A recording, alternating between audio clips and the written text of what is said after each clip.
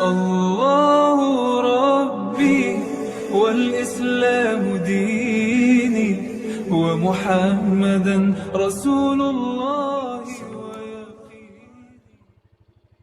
Innal hamdalillah nahmaduhu wa nasta'inuhu wa nastaghfiruh wa na'udzu billahi min syururi anfusina wa sayyiati a'malina man yahdihillahu fala mudhillalah wa man yudlil fala hadiyalah. Asyhadu an la ilaha illallah wahdahu la syarikalah wa asyhadu anna Muhammadan abduhu wa rasuluh alladzi la nabiyya ba'dah amma ba'du. Sahabat Maki Media Channel, Allah Subhanahu wa taala menciptakan umat manusia dengan segala instrumen, dengan segala perangkat, dengan segala kebutuhan agar umat manusia tersebut dapat melalui kehidupan dan dapat juga melalui segala rintangan yang ada di dalamnya. Tak terkecuali Allah Subhanahu wa taala juga menciptakan hak-hak yang melekat pada setiap individu sampai dia mati. Dan kita biasa menyebut hak tersebut dengan HAM, yaitu hak asasi manusia. Dalam Al-Quran, kiranya ada 4 hak asasi manusia yang melekat pada setiap individu yang Allah sebutkan, yang mana yang pertama yaitu hak untuk hidup, sebagaimana Allah Subhanahu wa taala berfirman dalam surat Al-Baqarah ayat yang ke-178, A'udzubillahi minasyaitonirrajim.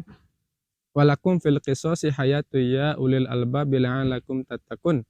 Dan bagi kalian ada kehidupan dalam kisos, wahai orang-orang yang berfikir, agar kalian bertakwa. Ayat ini menunjukkan bahwasanya kisos ini merupakan upaya agar setiap orang mendapatkan haknya untuk hidup. Ditambah di sisi lain dikatakan bahwasanya barang siapa yang membunuh satu manusia tanpa alasan yang benar, tanpa alasan yang konkret, maka seolah-olah dia membunuh umat manusia secara menyeluruh. Sebagaimana Allah berfirman, man qatala nafsan bi ghairi nafsin aw fasadin fil ardi fa ka'annama qatalan nasa jami'a. Lalu yang kedua yaitu hak untuk menikah. Sebagaimana Allah Subhanahu wa taala berfirman dalam surat Ar-Rum ayat yang ke-21, wa min ayatihi an khalaqalakum min anfusikum azwaja litaskunu ilaiha wa ja'ala bainakum mawaddatan wa rahmah inna fi dzalika laayatil liqaumi yatafakkarun. Ayat ini menunjukkan bahwasanya menikah merupakan hak yang melekat pada setiap individu manusia. Ditambah lagi hak untuk menikah ini dilindungi oleh hukum, yaitu oleh deklarasi HAM dalam pasal yang ke-16.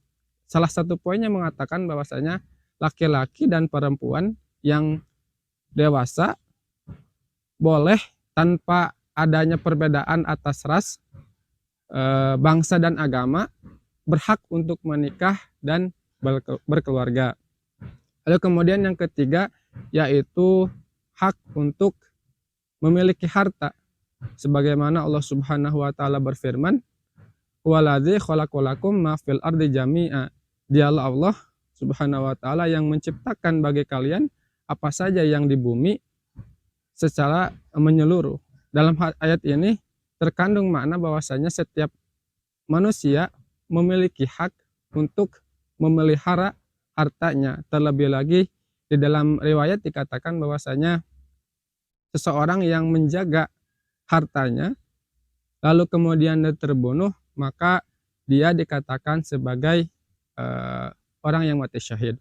Dan yang terakhir adalah hak untuk memelihara agama, sebagaimana Allah Subhanahu wa taala berfirman, la ikraha fid din, tidak ada paksaan dalam agama, qad tabayyana rusdu minal ghai, sungguh telah jelas antara jalan yang baik dan jalan yang buruk.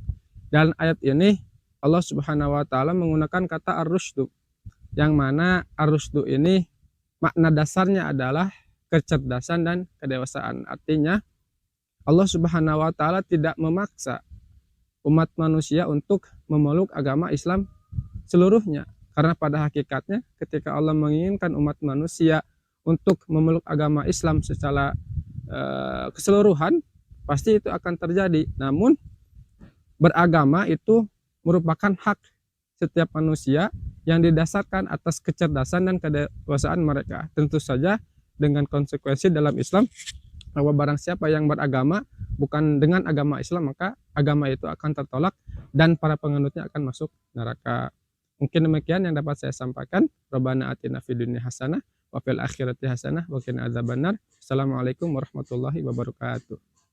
Kami dari Yayasan Amal Mata Hati sedang membuka program Wakaf Sejuk, yang mana program ini kami peruntukkan untuk membangun sarana dan prasarana pesantren Maki, dan bagi para muslimin yang ingin untuk bersedekah, berjuang bersama kami, dapat mentransfer sebagian harta terbaiknya melalui Bank Mandiri di bawah ini, ataupun juga Bank BSC dengan nomor rekening di bawah ini, atau pula bisa men-scan QR, ataupun bisa juga datang ke kantor kami yang beralamat di bawah ini.